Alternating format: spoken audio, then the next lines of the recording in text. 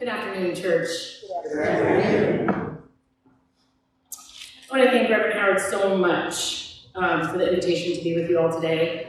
And I need to tell you this right up front. I sent Daniel, I'm forgetting your last name? Reverend Irvin. I sent him my sermon title a few weeks ago, back in January, which somehow feels like a really long time ago. And I called it, "Can you believe this?" You realize I just flew here from Iowa, right? Yeah, funny, not funny. So I also need to tell you that this is not an easy time to be a guest preacher in this country. So the last time I preached at someone else's church was in January, and that invitation I had accepted in November. And then 3 days before the service, I was supposed to preach out for the first time ever in a community I didn't know. We were on the brink of war with Iran. So today feels a little bit like that. I'm a pastor. I have a call to bring a word of comfort in difficult days. I'm a truth teller. I have a call to not sugarcoat things. I'm a white, lesbian, American Baptist pastor who mostly talks about race and anti-racism and flew in today from Iowa. 2 days after the State of the Union address and the day after a failed vote on impeachment, to preach as a guest. Will you please pray with me?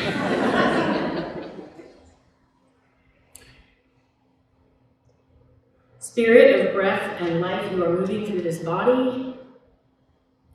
May we know this to be true. Amen. Amen. So we are indeed experiencing a lot of crisis. And one of the crises that we are living has to do with a very fundamental human need.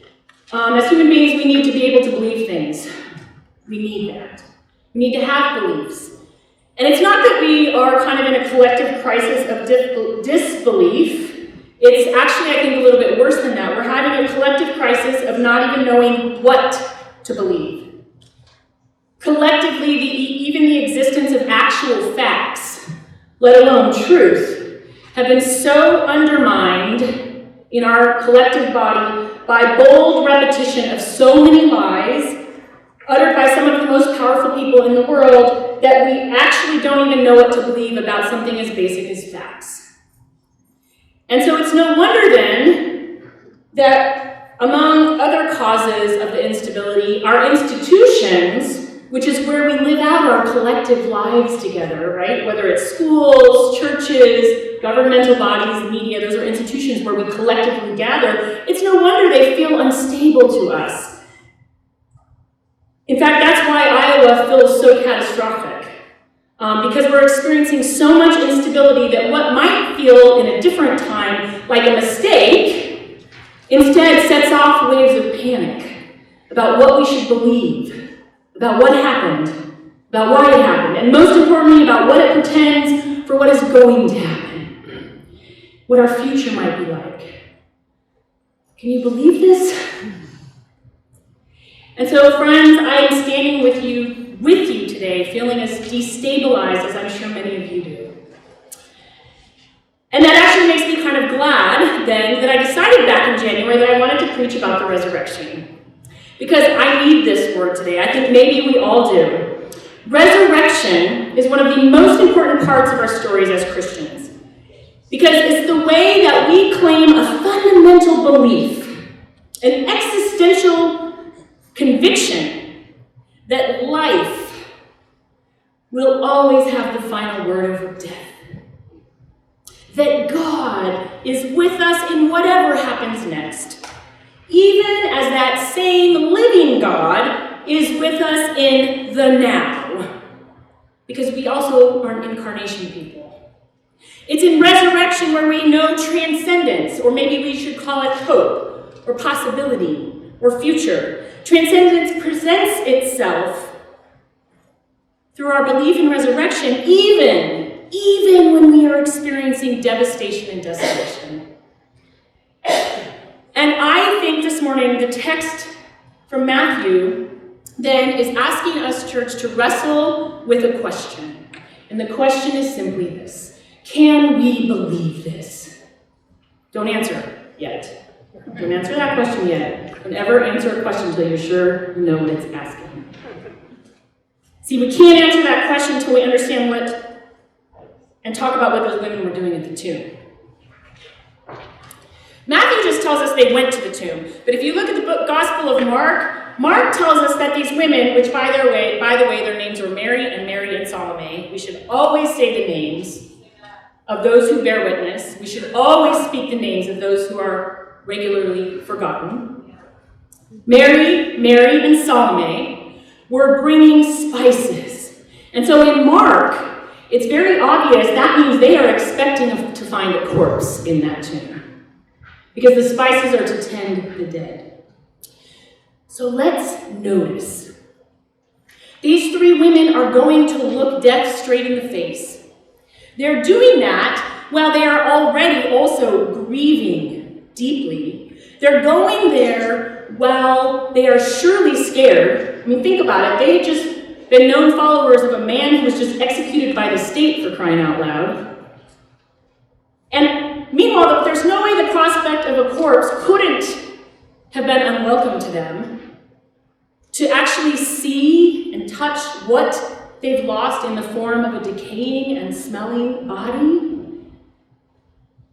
But Mary and Salome went anyway. And they went together. And they took spices and perfumes. And then they get there and there's a freaking earthquake. I don't usually say freaking from the pulpit, but you know what? We're all getting a pass right now, okay? If you flew in from Iowa. I mean, in some ways, I think what these women go through actually makes the news cycle look like I don't even know what. Did any of you see that post in January people were sending around that said, is it still January? Like, this is the longest 2020 ever? Yeah, yesterday I saw a post that said, wow, February already feels a lot like January. I think these women are going through something worse than that. And then this guy descends out of nowhere, and his appearance is like lightning. And that's so scary, the guards become like dead men, which is the nice way of saying they passed out, right? I don't think J.K. Rowling, of Harry Potter fame, could have written a scene more awful and terrifying. But we know what happens next. What happens next is Lightning Guy, who is actually an angel. He tells these women, guess what? He's alive.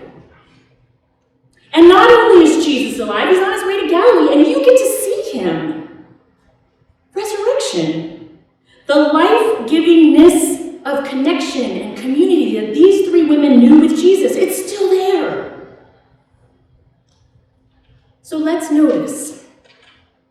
Let's notice it's the women who first experience resurrection.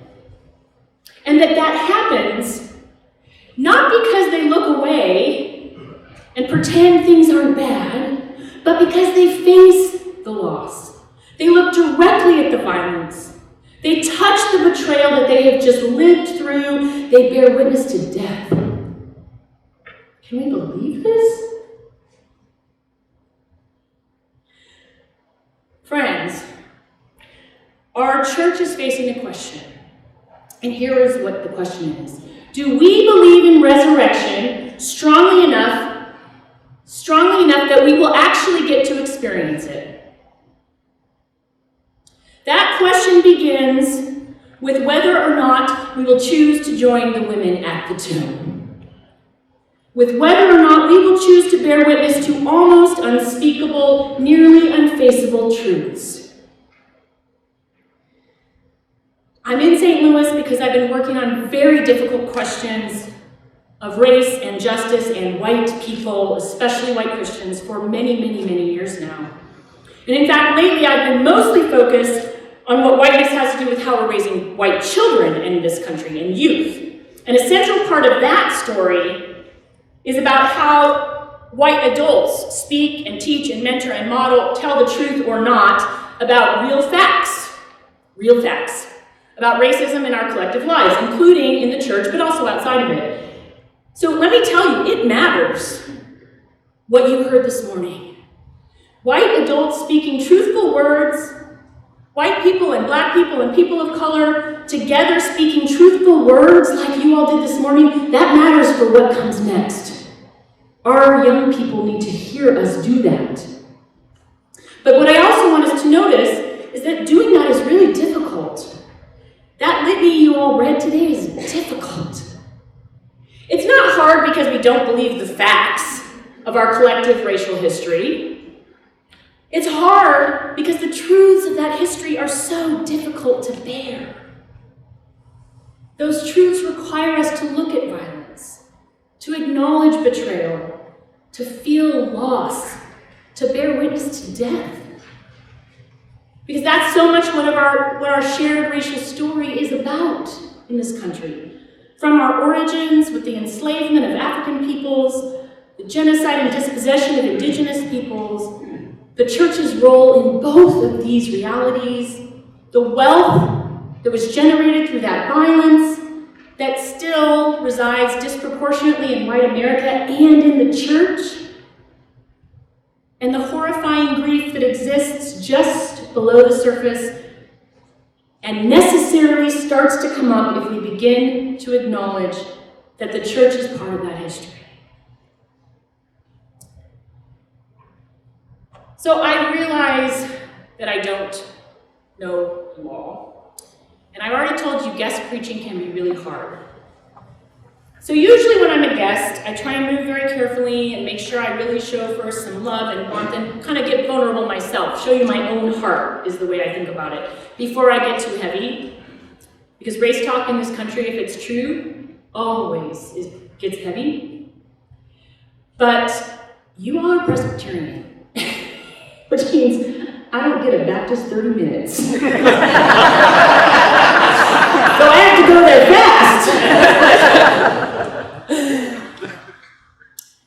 We are all living in so much crisis, and I know that I don't have to tell you that at the heart of the national crisis that we're living through right now sits our history of race as a nation. Unaddressed racism, racial injustice is at the center of the chaos and crisis that we are going through. It's not the only thing, but it is a central thing. It might be the biggest thing. It's central to how we got in this situation in the first place. White America has never poured enough time, energy, and resources into ending this catastrophe of racism in our national body. Whether or not you voted for the current administration, even if we didn't, we have not poured enough time and energy with our brothers and sisters and siblings to ending it. That's how we got here. And it's also central to the situation because of who's suffering the most. Black people, brown people, Native people, Jewish people and Muslim people, and yes, LGBTQ people.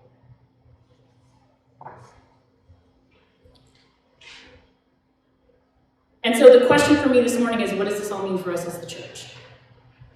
What does it mean? So let's notice. It's the women, time and time again, the most marginalized in biblical accounts. The women in this story who bear witness, who do not look away, who go to the tomb. The women who in the context of their day were the ones who were most vulnerable, the ones who were suffering the most under the powers that be, the ones who were most subject to the whims of the powerful. It's the women who tell the truth and dare to look death in the face. And that is something that has always been true. It's always been true, and it almost always remains so today, that Black and brown and Native communities are already bearing faithful witness, standing at the tomb, looking death straight in the face. Like Mary and Salome, they are doing that while grieving, while afraid. Black people and brown people and Native people in this nation right now are acknowledging the violence and betrayal of what has happened to this country and naming the way they are disproportionately affected. And so there's one other part of the story I have to say that really haunts me. And it's the part, of course, where the women run to tell the men that there's no corpse. And the men can hardly listen to them. And they certainly don't believe them. Even when Jesus actually shows up later, the men kind of take a while to come around. That's a familiar dynamic too, isn't it, church? The ones who have directly touched the suffering and ached from being so intimate with it, naming its costs,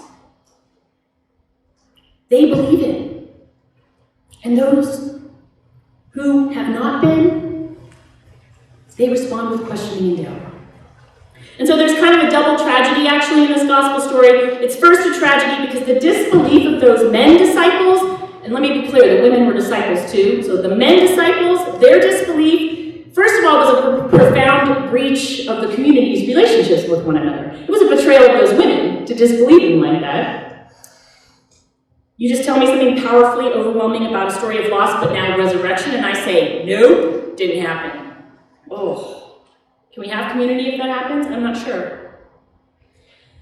But it's a double tragedy, in fact, because by deciding to not themselves go running to the tomb and to risk faithfully bearing witness to the possibility there's a corpse still there, by being unwilling to look straight in the face of death, the men actually miss out. They don't get to experience resurrection right away and in its fullness. And the thing is, I totally get it.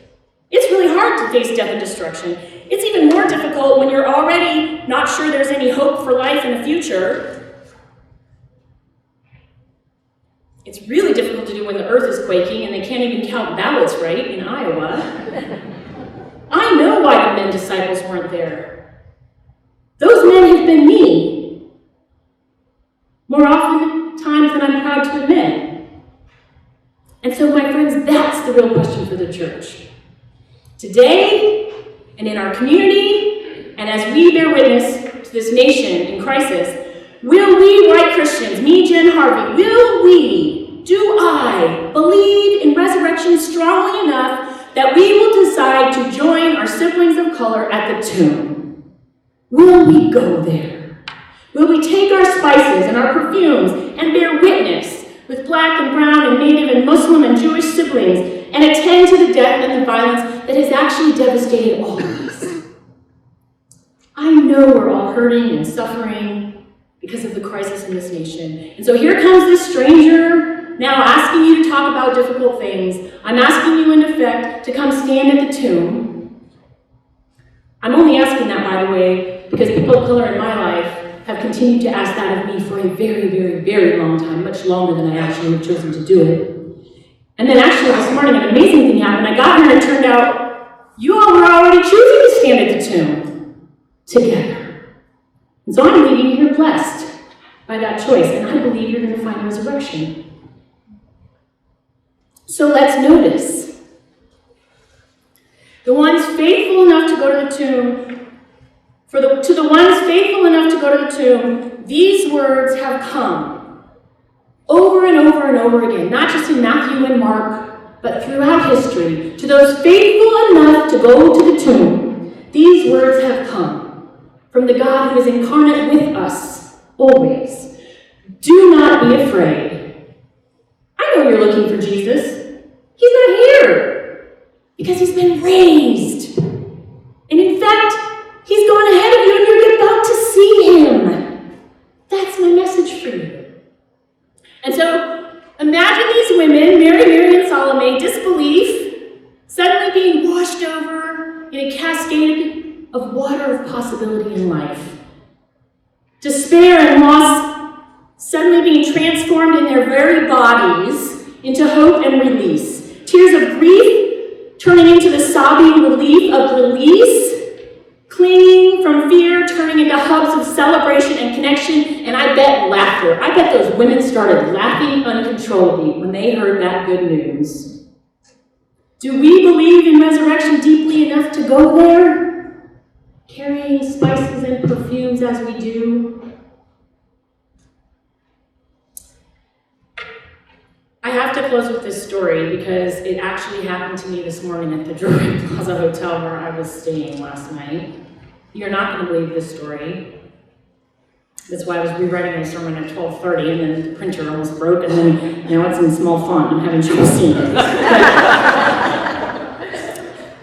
I was in breakfast at the Drury Plaza Hotel, trying to breathe deeply, about to come be a guest preacher and speaker here. and TVs were on. As I was eating, I started hearing the voice of the president, I thought, through the din of 3 or 4 televisions on. And I thought, and it turned out it was true, I heard him saying the word Jesus. And the next thing I know, he said the word resurrection. This really freaked me out. Because I knew I was coming to preach about resurrection.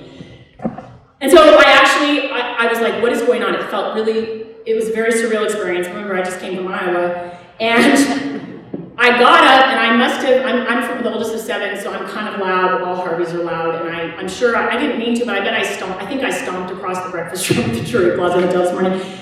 And I looked at the TV, and I'm sure I folded my arms, and I listened. I'm like, oh my gosh, he really was using those words. And I don't care who you voted for. I mean, I care, but I don't really care. Like, any politician like that doing the things that this man is doing should not be uttering the words of the gospel. I'm sorry. So anyway, I'm sure I made a sound, and I turned around, and I went back to my seat, and as I was walking back, I heard someone behind me start to laugh. So I turned around, and there, not too far from the TV, there was an African-American gentleman who was eating breakfast with his child, and he was laughing, and I looked at him, and he said, I saw you. And we're far apart from each other across the breakfast lobby in the Drury Plaza Hotel, and I said, did he really just say all that? And this man said, yes, he did. And he said, I'm just over here laughing through my breakfast. I said, well, sorry to interrupt. And he said, no, you're good. I can only imagine what the other people in that space felt as we had this conversation across the breakfast lobby. But we laughed together in a defiant refusal of the kind of celebration of death that we heard coming from that television. And I left that space feeling like I had stood at the tomb with someone I didn't even know, bearing witness and naming betrayal, looking right at it, and in a moment, we had experienced possibility together. 2 strangers. We broke silence, we saw each other, and we laughed. Friends, I think that's how we save each other. Breaking silence together, seeing each other, even in this hard moment at the tomb. So church, can you believe this? Will you come to the tomb? Black and brown and Native people are standing there. They are insisting that we come. And if we believe in resurrection, we will go. And I am convinced if we do, we will know life. Amen.